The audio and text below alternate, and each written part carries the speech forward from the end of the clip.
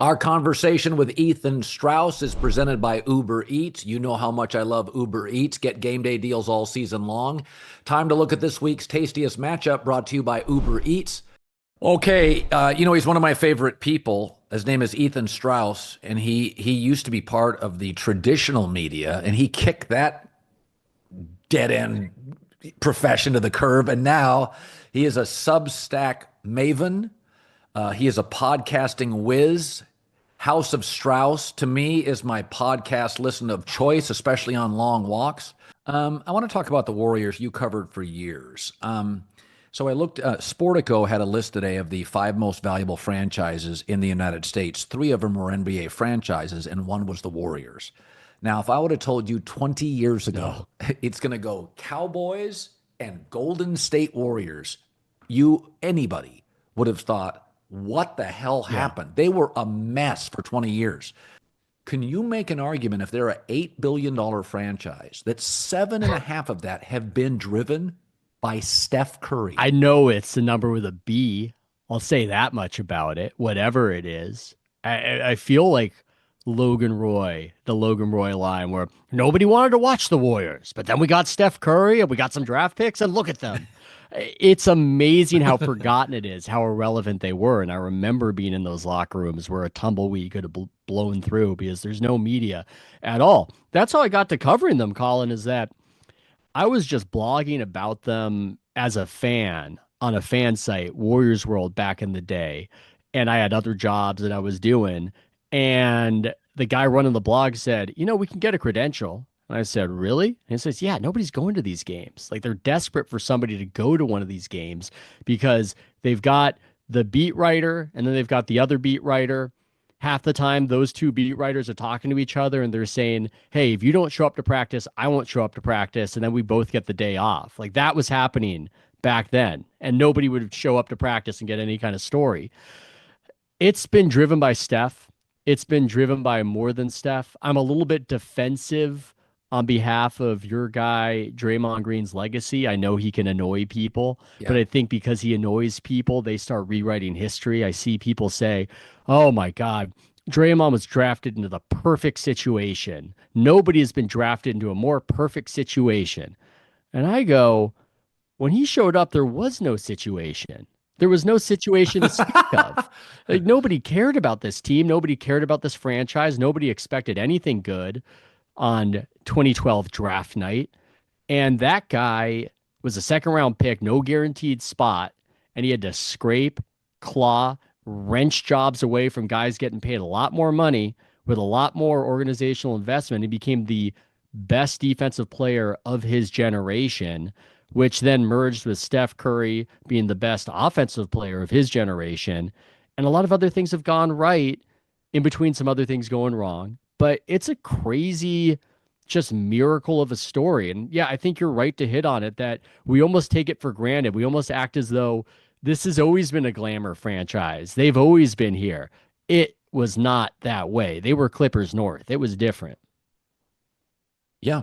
No, I think there's an argument to be made, and I haven't given it that much thought, that Steph Curry, more than any basketball player, football player, golfer, tennis player, or hockey player, changed his individual sport Hmm. more. I don't think there's ever been a player Okay. Ohtani's great, but we had Babe Ruth. He pitched and batted Yeah. too.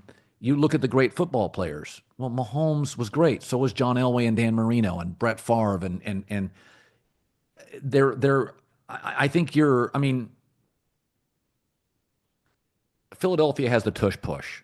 People are a little uncomfortable with it outside of Philadelphia. It's not changing football. It's just a really good fourth down Yeah. play. Steph Curry has changed every single level of basketball. Everything. He's changed. I look at the shots being taken now, and like anything else, any cultural change is that at some point they all go south. Like analytics Yeah. for baseball. You're like, yeah, the game is more efficient. Oh, wait, now it's more boring. Oh, wait, three pointers, the math are better than two pointers. Oh, wait, now it's boring. That's the way analytics all Yeah. work. is that these are TV products, and initially they make the game more efficient and they work on a volume scale, regular season. But ultimately, analytics don't generally work in any sport quite as effectively in postseasons, and they generally aren't good for television. Y- And so Steph now, there's a little bit of a, okay, we all fell in love with small ball and Steph, but now it's been copied so often, and people do it at such a much more a poorer level. They don't. Yeah. I mean, Houston can't shoot, and I mean, we got Wemby and guys shooting too many threes. Joel Embiid's never shot more threes. He shoots 29%. So, but I do think Steph, more than any athlete of my lifetime, literally changed. Muhammad Ali, personality driven athlete. I think he was for a long time. Ali was what people looked at and went, "Oh my God, look how big you get if you let your personality out."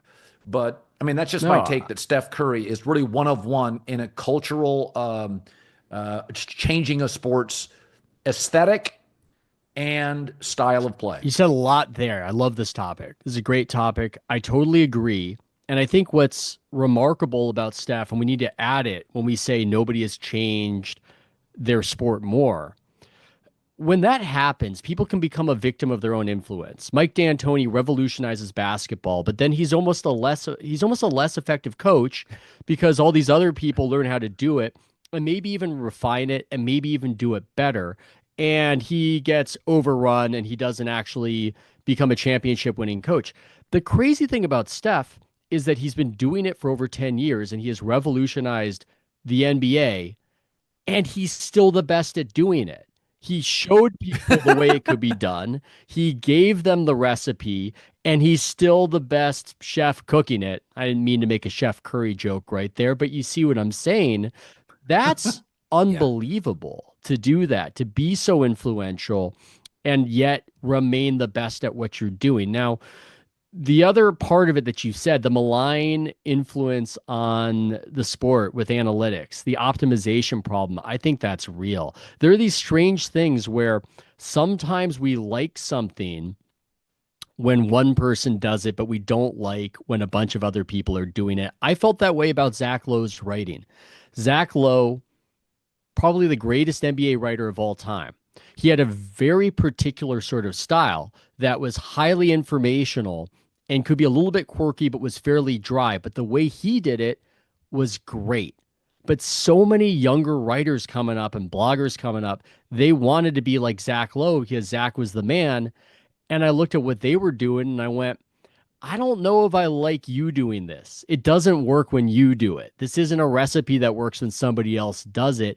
It would have been better if you went with something else. And maybe even a generation before that, Bill Simmons might have been that guy where I loved Bill Simmons columns. Yeah. But then I'm watching people try to be irreverent and funny in the way Bill did it. And it's just, this doesn't scale. This isn't what I want. This isn't what I want. I just want Bill doing it.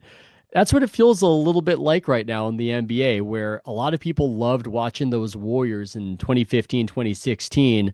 Not everybody loved watching these teams that emulated the three-point shooting as optimization takes over, and now most of the shots are going to be three-pointers.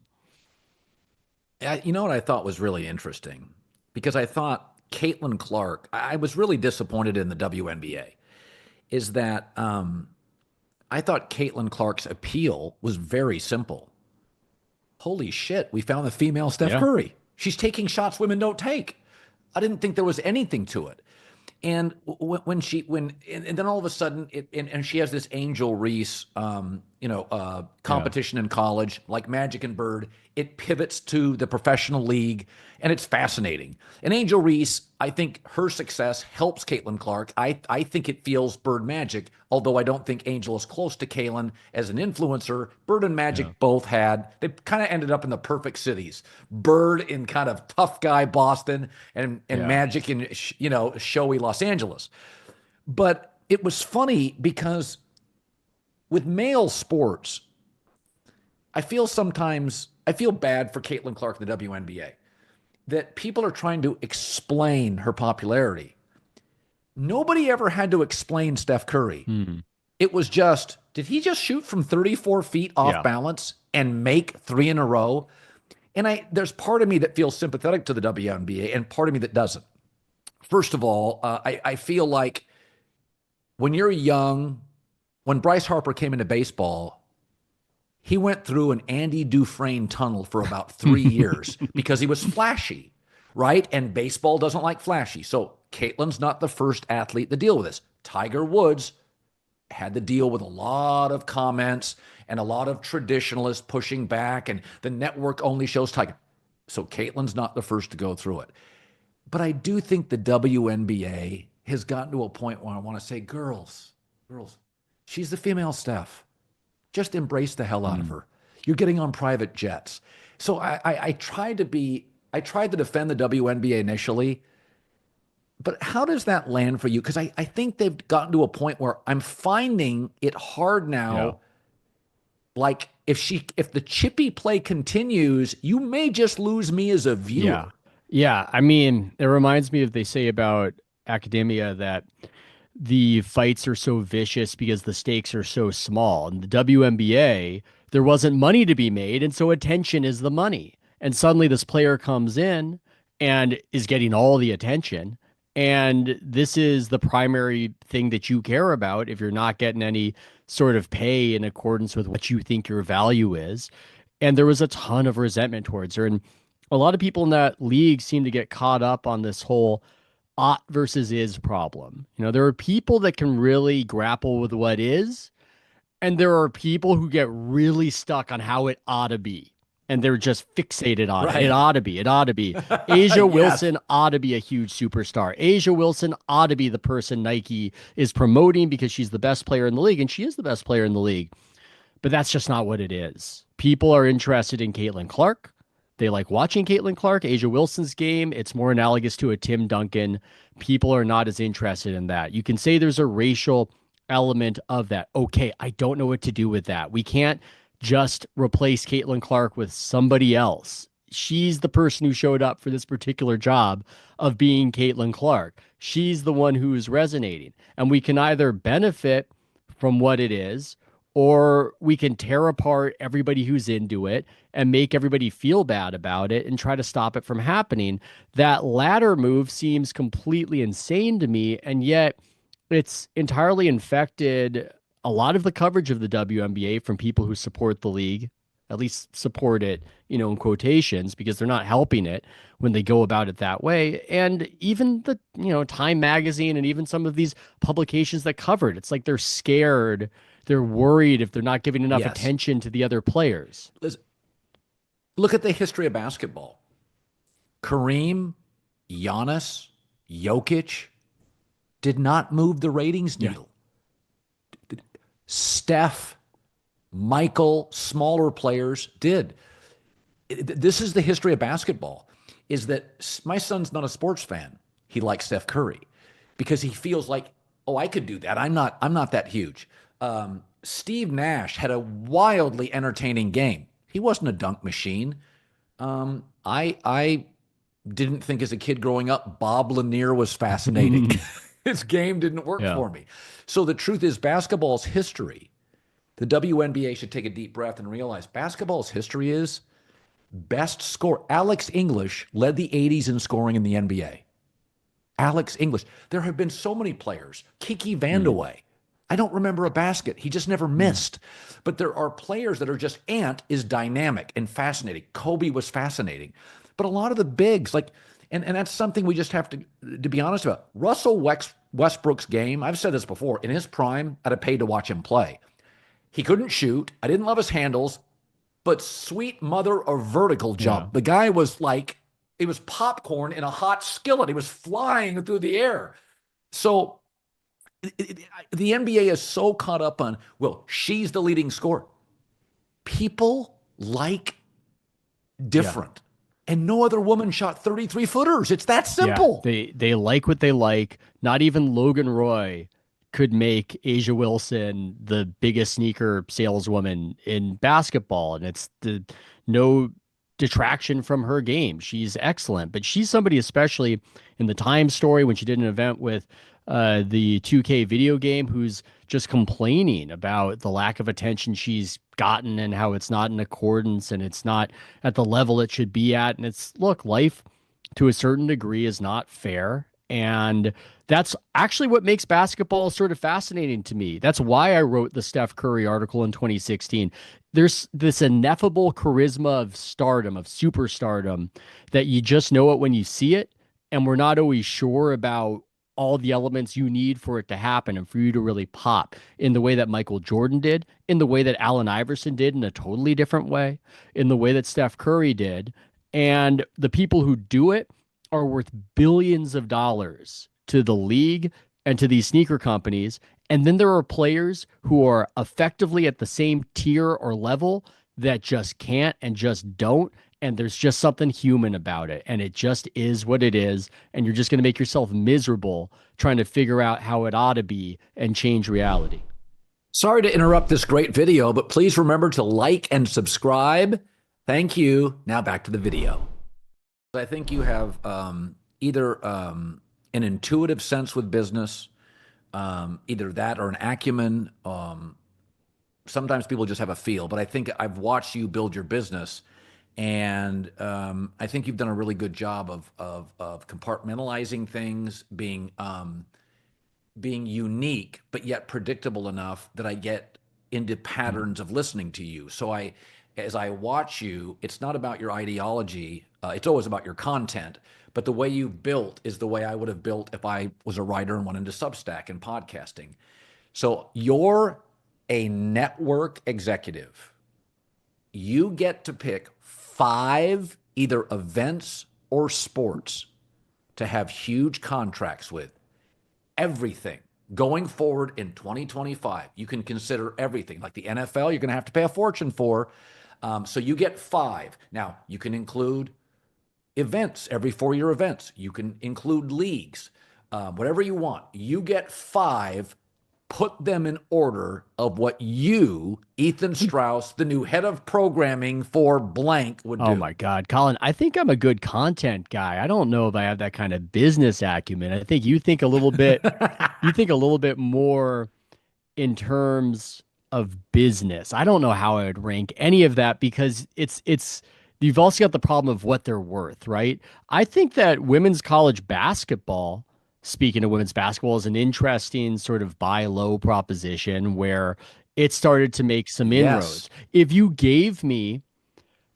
let me be a dictator to run NCAA men's basketball, oh, I would be very intrigued with that. If I could change it and do it in accordance to what I thought would make money and grab the culture, I happen to believe, and this might be sacrilegious, the tournament's too big.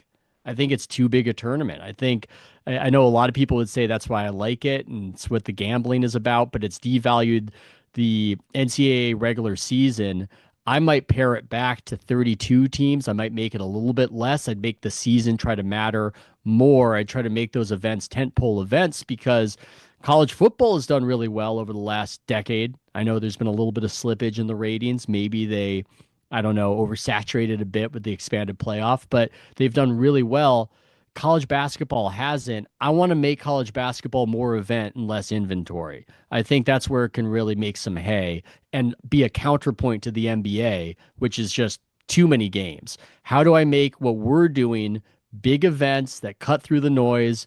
It's hard because it's like herding cats with all these different conferences. But if you made me dictator and gave me the rights and the ability to completely control the schedule and how it goes, I think that's one that's a little bit dormant where there's an appetite for it, but it's just got a little too much NBA disease of too many games, and your regular season doesn't matter when you've got this big single elimination tournament that I know we love, and I know it's called March Madness.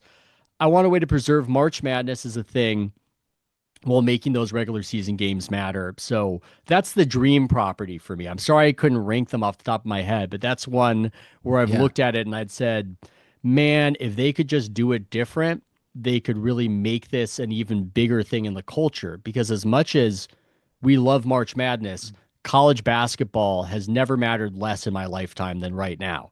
And that's a problem. And it doesn't need to be that way. Yeah, it's this year I watched the WNBA draft and knew the top 7 players, and I did not know the top 7 players in the NBA draft. I'd never seen them Ooh, play. And it was like, wow, that's a yeah, problem. Like that is a major problem. So I think one of your points there that's really satiant is that women's college basketball, because the players stay for 4 years, there are more recognizable names in women's college basketball than men's. Now, I do think the NIL is going to keep, maybe not Cooper yeah, Flag, but it's going to keep like mid, late first round guys in college for a year. So I actually think that's highly beneficial for the NBA and college basketball. Stay with Tom Izzo for one more year, then leave yeah, after your sophomore year. So the NIL gets a lot of pushback, but my take is it's actually going to be good for college basketball. And I think, and in turn, good for the NBA, who doesn't have to babysit every player that comes yeah, in. I mean, half these guys come in, they can't even drink at the Ritz-Carlton yeah, bar. Like it's ridiculous. They're just kids. They forget learning basketball. Their EQ isn't close to being ready to travel with grown yeah. men. So I think women's college basketball, if all these were stocks, is one of the biggest Yeah, buy. yeah, it's undervalued. I think they haven't been promoting Hannah Hidalgo enough out of Notre Dame. I think she's fantastic to watch and a smaller player who just makes incredible things happen out there. But to what you're saying, the thing if I was dictator of NCAA men's basketball, I need the rules to be more in alignment with the NBA. We can keep the 40 minutes, but other things need to be in alignment because that's what's getting in the way of the development and making it less of a reliable pipeline to NBA superstardom. If we can get these guys playing the same sport that they're going to be playing at the next level, I think that helps everybody Yeah. on both sides of it. So that's one of the other things when it comes to revitalizing the men's side. That was this week's tastiest matchup brought to you by my fave, Uber Eats, the official on demand delivery partner of the NFL. I use it every week during the football season. Uber Eats, best game day deals all season long. Order now for game day. Okay, I want to talk about it looks like World War III, and I don't understand it. And I've talked about this in a previous podcast with John Middlecoff. So, outside of the NFL, which has been sort of in a growth trajectory since I was like 12, um, every other sport is cyclical. Boxing died because of its greed and UFC. Horse racing because of several factors, one of which is this controversy with horses dying and drugs. Yeah. It's just a mess. Nobody wants to touch it. Soccer, the World Cup now, globalization takes place, has never been more popular. We become more of an event culture, but things are cyclical. And so, right now, in my opinion, baseball speeds up the game. Defensive shift is gone. Ohtani to the Dodgers, Harper Phillies, Soto Mets, Judge Yankees, Ronald Acuna Braves. All the best players and most interesting players are all in the right markets. ESPN a couple years ago signed a $7 billion deal. I think it was. It was around there. Or it was 7 years, $3 billion deal with TNT for hockey.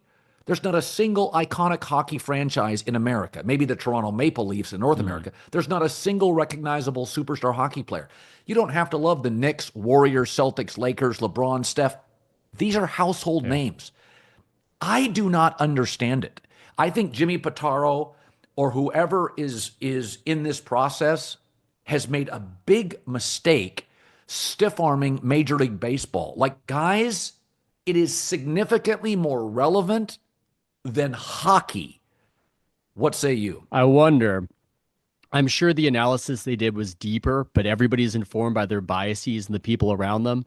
I wonder if certain decisions are informed by sitting in the middle of Connecticut versus yourself, Colin, where you're doing a lot of your show out of LA. I know you're moving to Chicago. Uh, there are Yeah, parts of this country where the NHL just does not exist. It doesn't. It's not my assessment of how good a sport it is. It's just a reality that there are right. certain parts of the country where hockey seems very, very relevant. And there are certain parts of the country where you will go years between anybody mentioning the sport in your midst. I I like what baseball has been doing. It's a little bit to bring it back to the Bezos thing. I don't know if everything they're doing is going to work, but it's hard to hit a target without aiming for it. And when they go, we're speeding up the game, we're making the bases bigger, Yep. we're doing this, we're doing that. It's at least a concession that we have a problem, we're trying to solve it, we care about you as the fan. We want your business. And they did some great advertising for it with Bryan Cranston's narration. And now they've got the box office stars and they've got the Ohtani thing going. Look, it's strange to me. I think baseball gets culturally short shrift. It's not as glamorous as basketball is, but people will say things That's about right. basketball that are just as true of baseball, and they won't say it about baseball. Like, oh, basketball is so international, so global. They go, okay, what about baseball? No, no, no. Well, wait a second. Is Japan, Korea, these aren't other countries far away?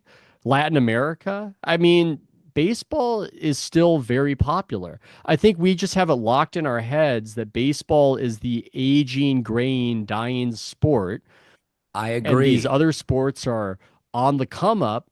When in reality, all the inventory sports, I would call them, have basically the same issue. You know, there are event sports like Yep. football where they're very rare and you know when they're going to happen, and they cut through all the noise in the culture. They're events. And then there are inventory sports that made a ton of money in the cable television years, still make a ton of money, but might not be as relevant to that end of the business now, where there are so many games that you have them on in the background of your life. And that's baseball, that is hockey, that's basketball. They're all facing the same issue. And I think baseball Yeah. became almost the archetype or the example of decline in that respect that was afflicting the other major sports that had the same issue. And it's causing people to overlook some of what baseball has going for it. How the World Series recently Yep. have been more watched than the NBA Finals. I think that would surprise some people, but it's true. Yeah, no, I think to your point is baseball, hockey, and the NBA are all more international. But I would say with Luka going to the Lakers and Jimmy Butler to the Warriors and the Knicks and the Celtics' current relevancy, the NBA and baseball actually, as of this week, the NBA and baseball have their stars in the right Yeah. cities, and they're both buys going forward. Now, this is not an anti-hockey take, but it's Yeah. expensive. It is. It is. There was no ice hockey rink where I grew up, and in warmer climates, it's just not a thing. You don't have hockey teams in high school. We all played basketball. We all played little league baseball. So it's really interesting.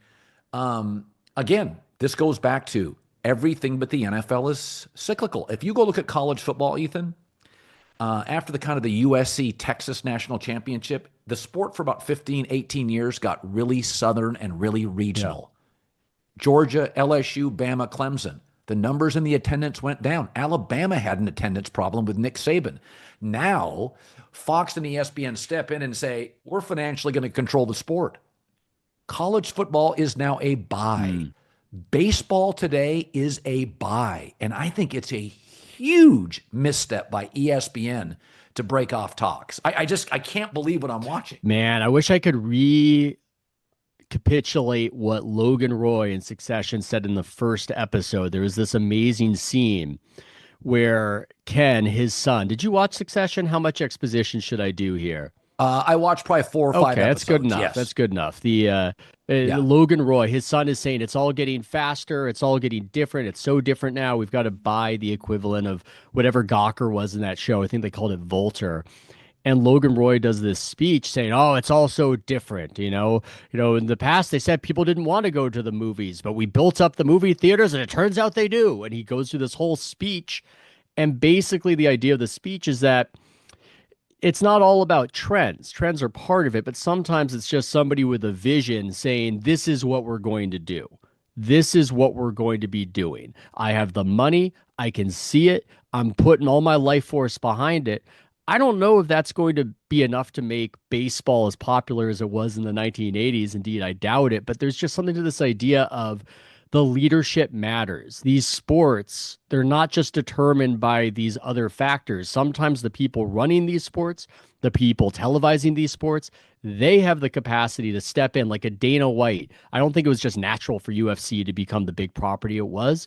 There had to be a guy who saw it, who knew it could be. So that's how I feel Yeah. about it. And I think there's some potential there with baseball. And hell, There could be some potential there with hockey if they do it right. If they say, let's start building rinks in the suburbs of Southern California and Florida, who knows? But you've got to try. You got to aim for that target. I think you made a really interesting comment at the beginning of that discussion on where ESPN is located may be a factor in what sports they like. Let me give you a story. I'm not sure if I've told this before. He was one of my favorite people at ESPN, John Walsh, kind of the Svengali of the company, very smart. And I went upstairs. He was on like the fourth or fifth floor, which I tried to avoid. It was all the bosses, you know. And I would go see him about once a month. And if there was a good New Yorker magazine, he was very well read, very learned guy. And I thought he was fascinating. And we would go up and talk. And I remember going to him and saying, John, there is this sport UFC, and it's big in Vegas and LA. I think you guys should buy it. I said, it is more organized than boxing. They've gotten rid of some of the eye gouging and some of the real brutal techniques involved.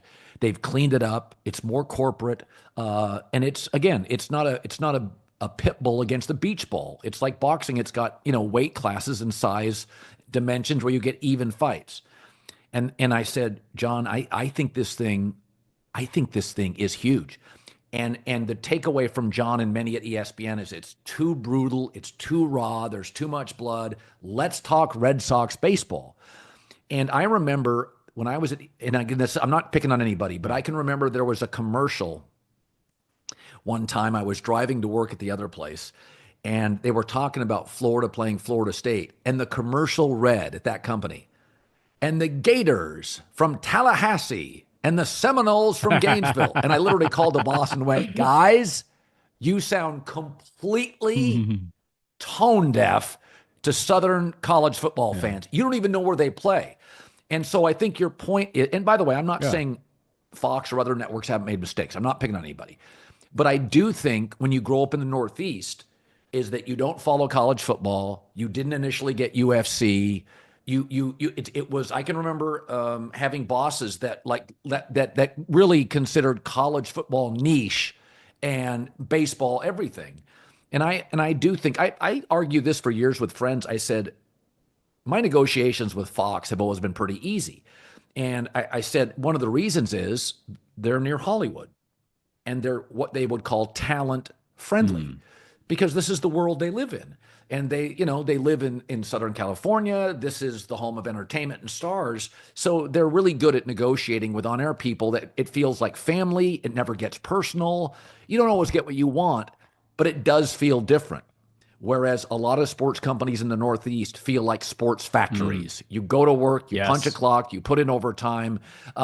Here's management, and down there is the workforce. And it doesn't feel like that for Southern California. It doesn't feel like that for maybe Netflix based in California. It doesn't feel like that for Fox. So I do think where a company is located has an influence on the culture within the company, if that makes sense. I have a story that's similar. I think it's less about the location, but it's just more about these companies that get locked into a certain way of doing things. And it's natural for us to project our sensibility on the public and to make what we think is popular to us popular for everybody. I think we all do that. And I had an experience, it's a self-serving example, and forgive me for it. But in 2016, I was reporting the story for ESPN, the magazine. And it was back when magazines, I think, had a bit of a higher status. And what's in the ESPN, the magazine's a big deal. And it was a big deal to me. So I wanted to do my best story. I had a story about how Nike had screwed up the contract for Steph Curry, and Steph Curry had wound up with Under Armour. Yeah. And great story. Nico Harrison happened to be Steph Curry's handler during that time and was in this infamous meeting where everything went wrong. Somebody else called it Stefan. Somebody else put up a PowerPoint. It was repurposed materials from the Kevin Durant pitch meeting. It was a disaster. And so I had this story, and I was telling them, I was saying, the sneaker industry, it's a big deal. People are really into the sneaker culture. And these guys make billions of dollars. And it's not just about Michael Jordan. This is a big thing. And the people at ESPN, the magazine, were very smart. And they handled me wonderfully. I'm not trying to criticize them, but I'm saying that I was younger back then. They were a little older than I was. And they had this idea of this is how we cover basketball. This is how we cover the NBA. What you're doing right here, I don't know what to do with it. It's about the sneaker business. That's not what we do here in Connecticut at ESPN. And they cut the story from the physical magazine and then they put the link up there and it became, and I know it's self-serving, but it became the most read English speaking sports story of the year because it connected and there were a bunch of people who do care about that kind of thing. People are fascinated by business. People are really into sneaker culture. It just wasn't the sort of stuff that people in Bristol were focusing on every day. And so they missed it as a relevant story. I think that happens all the time. I'm sure I do it. I'm sure I miss really big resonant Yeah. things just because I'm one person and I'm going Yeah. to see the world through my own taste. Yeah. I mean, I've noticed this. One of the reasons I love every 4 years our elections is not because I'm right. It's because of how wrong Yes. I am and issues that I view as niche issues. The transgender issue, which I viewed as niche, didn't affect me. I think it became a real touchstone for people in this country. I was asked about it, and my take was always, it's such a small number. It feels clicky. Well, I was wrong. It had a touchstone feel. Like immigration was obviously a massive issue. Inflation was a massive issue. But I think that is something I think about this all the time. And I tell my staff this all the time. Let's try to avoid confirmation bias just because I want something to happen. Like Sam Darnold, I loved Mm. his season, but I kept saying on the air, I can't unsee 4 interception Yeah. games, the New England disasters. It'll rear its head, and eventually it did. So it's something I fight, but I'm guilty of it constantly. Do you find yourself like the transgender issue for me? I never thought it would have that impact. I remember being in a discussion though. I went and had a beer with some friends. There's a place in Manhattan Beach called the 900 Club. It's kind of a private club, really neat, cozy, almost feels like a ski lodge. And it was about a month out or 2 months out from the election, and guys were talking about stuff, and I was kind of eavesdropping, but half watching, an NFL highlights and half listening.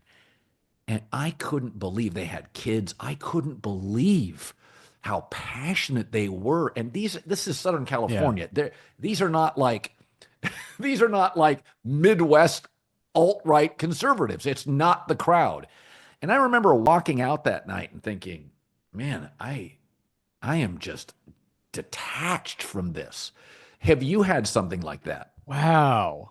I think I was surprised by the Democratic overperformance in the 2022 midterms. So that was a situation where Yes, I went, yes. oh, I thought there would be more of a reaction. Things seem to have gone not great with all the inflation. And there are some of these other topics, and people were talking about a red wave. And so I was very surprised by how the Democrats overperformed in that election. And I, sh- So was I I. share your exact sensibility where I'm endlessly curious about the public because I can't predict where they're going to go. I live in the Bay Area. Yeah. How would I know what normal people are into and what's going to be motivating to them? And I don't look at them in a condescending way when I learn it either. I just go, okay, well, this is what's motivating to people. This is what they care about. I do not believe you'll hear people use that term voting against your own interest.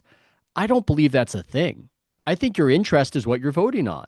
If you're more interested in culture than you are in economics, you're not voting against your own interest if you're voting against something that would help you economically. Your interest is culture, and that's relevant to what you care about. I respect that. I understand that. So I think that was one where I was surprised, and then you try to learn more and try to see about, okay, why did that happen? Why are people maybe a little wigged out still about the January 6th stuff at that particular time? I think that was Right. motivating. And I also think obviously the Dobbs decision and abortion that happened a few months before that election, and that seemed to be galvanizing. And so you learn a little bit. And I think that that's healthy, but people, for whatever reason, do not approach it that way often. They approach it like, well, The public, I either completely know what they're going to do, they're going to do what I want them to do, and then when it doesn't happen, they're idiots and they're bad, and this country is bad. I don't like that reaction. I much prefer going, okay, what's going on? Why did you people feel that way? And where are you feeling it? I'm really curious about the different parts of the country. It's Same. amazing to me that Yeah. I'm the county that's to the east of the county I grew up in, to the east of California, I think it's Imperial County. I should know that because I grew up there. But it's, I think, something like 85% Hispanic on the border. And it made this massive shift towards Trump. Nobody would have predicted that. Nobody. So the elections are just this real object lesson in understanding attitudes out there that we probably wouldn't even be aware of. Yep. So yeah. You're not beholden to being right. You're beholden to getting smarter. And that's why I think I like your Oh, podcast is that again, this is a criticism of the mainstream media. They are paralyzed by being right, never acknowledge when they're wrong, and lack a certain ability to just say, shit, I whiffed on yeah. that. And I am fascinated. I remember when emails were a thing, to radio shows, and I would read them almost obsessively. I remember I was listening to Tim Cook, CEO of Apple, saying the first thing he does for an hour every day is read emails from people about his products, good or bad. I used to love emails, and I couldn't tell you how many times I would use an email and I would use it either as a topic or as a reminder of what people cared about. Mm. So I think there is I think I don't I am fascinated. That's I've said before. There's 3 days every 4 years I'm jealous of political talk show Mm. hosts. The day before an election, the day of the election, the day after the election. I wish I was doing their job, not mine, because it's just fascinating to watch the American public and what matters to them. And sometimes I'm detached. I remember years ago, uh, um, um, I had this driver that occasionally a company paid for when I went to Chicago, and he had been Bernie Mac's driver, the Yeah. legendary comedian, one of the funniest people ever. And we would go, and I was just fascinated. And I think Ocean's 11 had been out, and I just would ask him endless questions about Bernie and just how fascinating he was. But I found that this driver, I guess you call him a personal driver, chauffeur, whatever you want to call him, it was SUV. How in tune he was to the economy by being a Mm. driver. And he would talk about, oh, traffic is brutal. Economy's great. Mm. And I never thought about the economy, but his belief based on uh, what time was the traffic, what days were slow, what days were busy, what was the activity at the airport. And he'd been doing this for 30 years. He was an older guy. And he was like, he goes, I could tell you without looking at the stock market, without looking at the housing market, I can tell you how the economy is by traffic flow. And it really, I must have had 3 or 4 long conversations with this gentleman. And it was like, man, people like you have such a heartbeat of how this company is moving. And I find those people fascinating. I think they're in every neighborhood in this country. They generally aren't going to Twitter. They don't need to get clicks. But these people that drive people around, these people that work in restaurants, the lady at the diner, what are the tips like? Are people buying the more expensive thing? I mean, these people that work at restaurants, these people that work at movie theaters, they know what's happening with the economy. Mm. There are boots on the ground people, and I think sometimes we overlook those kind of people. Well, I remember Tom Friedman, the New York Times op-ed writer, would get mocked. He would Yeah, get mocked for doing these sorts of columns where he would have a cab driver and there'd be some primary out in yeah. some state. And I look back on it and I go, some of you cool kid media people need to get in some cabs and some Ubers because I don't know if Tom Friedman was wrong in using that approach. It's amazing what you can learn talking to people, especially if you're traversing the country. I felt like I understood the country better when I was a beat writer covering the Warriors just because I'd be in random towns, random Ubers, random cabs, a lot of people listening to Rogan. That's how I got a sense of how big Rogan was. A lot of people listening to you. I'm not trying to flatter you, Colin, but I did remember going, man, a lot of them are listening to the herd out here. And you get a sense of people because I think a lot of people don't even understand the bubble that they're in. And understanding it, I think, is Yep. important to being open-minded. We're all in it. I'm in it. You're in it. But you have to know that you're in it to start questioning things and start wondering about some things. And it's one of the reasons why I've really enjoyed, I'll give a shout out to Mark Halperin's YouTube show, Two Way, where he'll have Yeah. Yeah. opposing political perspectives, and he'll have Spicer from the Republican side, and I'm drawing a blank on the guy from the Democratic side, and they'll talk about the news of the day. But what's really crazy is he'll bring up just random people to the floor, and he'll have random viewers of his debate something political. I saw a debate happening between somebody whose perspective was that Trump couldn't be elected because of January 6th, and somebody saying that the media was overhyping it. And at some point, Mark broke in and he said, look, we're not going to settle this today, but we're going to stay on this because this is the only place in America where this is happening, at least in a way that everybody can see it. And regular people have unpredictable political opinions. That's the crazy thing when I watch, where somebody will have two right-wing opinions and one left, or vice versa. It's just hard to imagine, because I think in media especially, we're all talking to each other and we're all seeing what we say, and we're just forming this consensus like that. And a lot of people aren't plugged in online. They don't go about it that way, and they often have more idiosyncratic viewpoints because of it. Who's scoring big in the NBA this season? You are. All the new ways to get in on the action at DraftKings Sportsbook, an official sports betting partner of the NBA. Slams, dishing the ball, cleaning the glass, get behind your favorite players, prop bets you can make on DraftKings. It's fun. The home of NBA player props. If you're ready to place your first bet, make it really simple. Pick how many points your favorite player is going to score. Go to DraftKings Sportsbook. They have an app. Download it. Make your pick. If you're a first-timer, here's something special. New DraftKings customers, all you have to do is bet $5 to get 150 in bonus bets instantly. So take it to the rack with DraftKings Sportsbook. Every point counts. Download their app. Takes 90 seconds. Use the code Colin, COLIN, to get 150 bones in bonus bets. Betting just $5. Only on DraftKings. The crown is yours.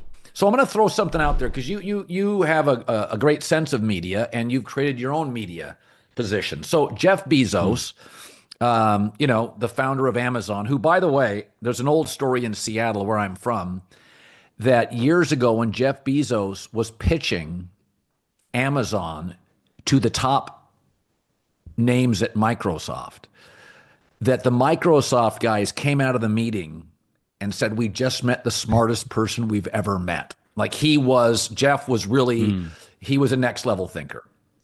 And so he buys the Washington Post.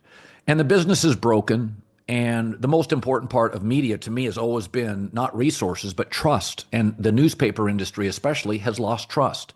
So he comes out and he says, you know what? We're going to change things at this company. He says, we're going to embrace in our op-ed section personal liberties and free markets. And of course, the predictably precious media people at the Post are outraged. The business is dying. It's been dying for 20 years. When a business is dying, you have to change things. My takeaway is, well, guys, what you're doing is not working. You were given the keys to the kingdom and you lost the trust of the American public. And here's a businessman saying, well, we can go belly up or we can do it my way. So I defend Bezos here. Your thoughts on what he said and what transpired? Man, there's so many directions to take this. I don't necessarily know if this Lodestar is going to work, but I completely agree with you about where they were at. And I think to have an honest conversation in media about what's happening, we need to at least acknowledge that. You see a lot of people in legacy journalism, formerly at the Washington Post, even a guy currently at the Washington Post, lashing out. And I go, can we admit there was a problem? Can we at least admit that much? And then maybe you can disagree with Bezos's approach and say making the Washington Post like the Wall Street Journal won't work, or it's self-serving or whatever. I want to just give people an object example of what I'm talking about, because everybody is accusing everybody of bias and political bias all the time. There's this critique of the Washington Post that they were biased for the Democratic Party, but I really don't think people understand the extent of what we mean. I wrote this article about the Post. I've been criticizing the Sure. Post for a while. I draw a distinction, by the way. I think the New York Times has been a very useful paper, whatever people think of its biases. I would not say that about the Washington Post, even if some people there are certainly talented and people have gotten angry at me for that. But here's an example of what I mean. The day after the Biden debate debacle that ultimately got him shoved out of the presidential race, right? That was the biggest news day of the year. And I remember it. I remember going to the Washington Post and going, well, I want to know what the insider gossip is. This is the Washington paper of record. What is going on? I took a screenshot of the front page of the Washington Post the day after this debate where Biden's meltdown was the biggest news story of the year. The top story on the front page is justices strike down obstruction charge used for hundreds of January 6th rioters. Latest from the Post, what Trump said with his very fine people comments versus what he meant. There's something about how elephants have been orphaned as babies and returned to the wild. And there's something about Baltimore's revived red line will be the light rail system, Moore says. Those are the top headlines. That's crazy. That's insane. Yeah. And there were left-leaning or Democrat-leaning publications that actually covered the news. If you don't do your job, somebody is going to do it for you. That's the lesson I take from it. The people at the paper were not doing their job. They had such a groupthink going on there where everything was about Trump and everything was about all pulling in the same direction to defend the party, to the extent when the party actually fractured and Biden totally collapses, they can't even cover the story. So if you're not covering the story, and I can't rely on you to do that, then what are we really doing here? And Bezos realized he was running that kind of operation that just couldn't tell people what they wanted to know. And he obviously wants to change things. So that's what drives me crazy about how this is all played out, how we can't even discuss that this publication was just in a really bad way. And now you've got, you're kind of subject to a lot of journalists thinking that, people who aren't the show, who've been propped up by the show, the Bezos billions, assuming that they are the show. And you're not the show. You're not. And you're certainly not the show if you're not going to do what people want you to do. So that's my background take on it. I was saying this about J.J. Redick of the Lakers today. I don't mind arrogance as long as it's accompanied by self-awareness and humility when you're wrong. And I think J.J. Redick possesses those. I think he has self-awareness, and he's not somebody that is unwilling to move off things if he's wrong. So I think you have to be somewhat arrogant to manage the Yankees, to coach the Cowboys, and to coach the Lakers. It's a big brand. There's a lot of opinions. And I think the lack of self-awareness among the print media especially and traditional media is really out of whack. Bill Maher often says this. The idea that you could not discuss the concerns about the Wuhan lab, the idea that Joe Rogan was taken to the woodshed because he suggested what we were all seeing during the election, that Joe Biden has a significant cognitive decline, and it's oatmeal, and it's getting worse every 6 months. And then Jake Tapper's now writing a book acknowledging, there was a cover-up. Well, I mean, it was, if you discuss that in the first 2 years of the presidency, it was considered mean-spirited, and it was a wacky conspiracy theory. And the lack of self-awareness between the traditional, media that, guys, we're watching things happen. There's that kind of now iconic piece of Jon Stewart going on Stephen Colbert, and Colbert just can't, just lacks complete self-awareness, just can't embrace it. And I'm no fan of Trump, but, I've kind of come to terms with, I get Trump voters. I completely, absolutely get it. And when Bezos makes this move, it's like, guys, the business is broken. Yeah. It's over. Well, and you could criticize Trump within the context of what Bezos is saying. If you're in favor of free markets, Trump is very much pro tariffs, which doesn't really seem to be in accordance with free markets. So it doesn't necessarily read that this means that you need to lockstep cheer on everything Trump is doing. But I think what people want ultimately, they want authentic. They don't want you to be right all the time. It's impossible. You do the, where Colin was right, where Colin was wrong. People don't love Charles Barkley because everything he says is true. They love Charles Barkley because they know that everything Charles Barkley says is what he's thinking. And by the way, and Barkley admits when he's wrong. And this is what I've said before. Nobody in politics will admit they're Yeah. wrong. Nobody in traditional media goes, hey, I whiffed on this until election night. And then it all unravels because the wrong guy won in their eyes. And, this is just something that, and I grew up with somebody. I don't have a problem, by the way, with our government funding the Associated Press. I really don't. But I do think you look at NPR, and I listen occasionally to NPR. Yeah, there's no question where it's leaning. There's no question where it's coming from. And I'm a subscriber to the New York Times, the Wall Street Journal. I love media. I can read Ann Coulter. I can read Ben Shapiro.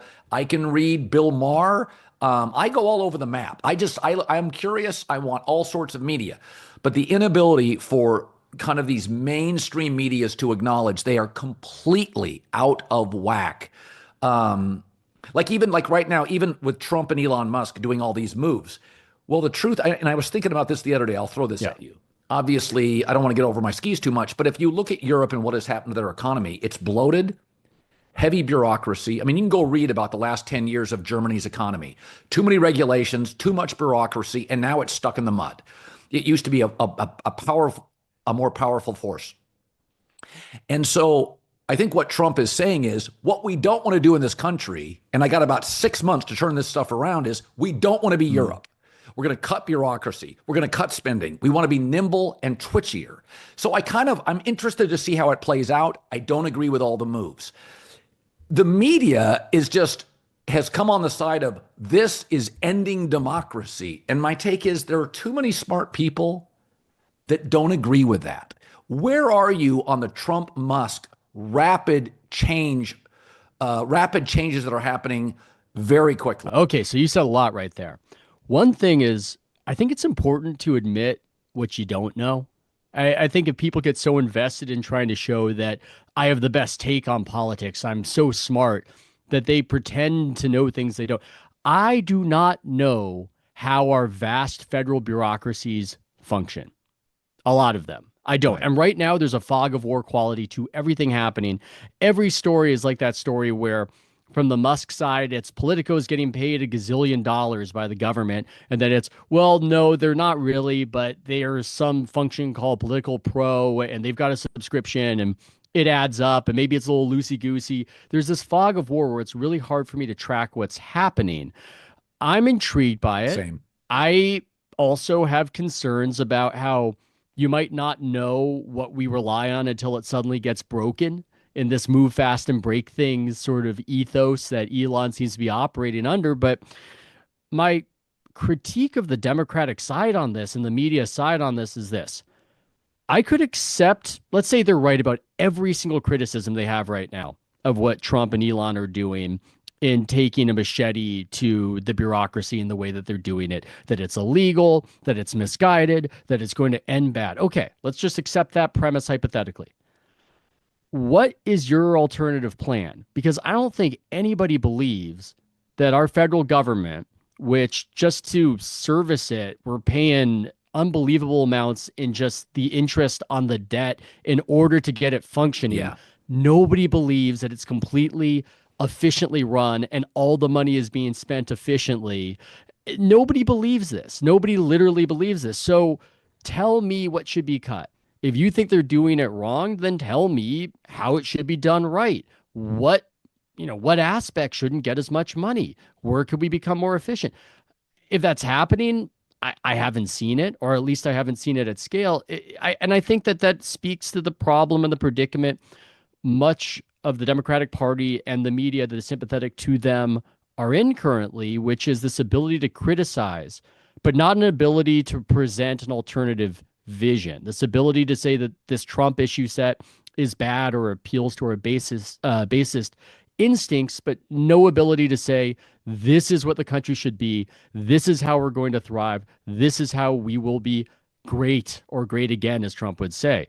Yeah, we're increasingly a bloated bureaucracy, and what he's trying to do, I think, is in the 6 months get as much done as he can. And if he takes a machete to some things he probably shouldn't, it's just part of it's the reality of anybody that buys a new company and tries to create efficiency. You may cut too deeply, but you have also made the company more nimble.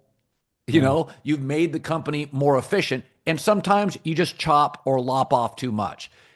I can live with a little bit of that because you can always remember, you can recalibrate.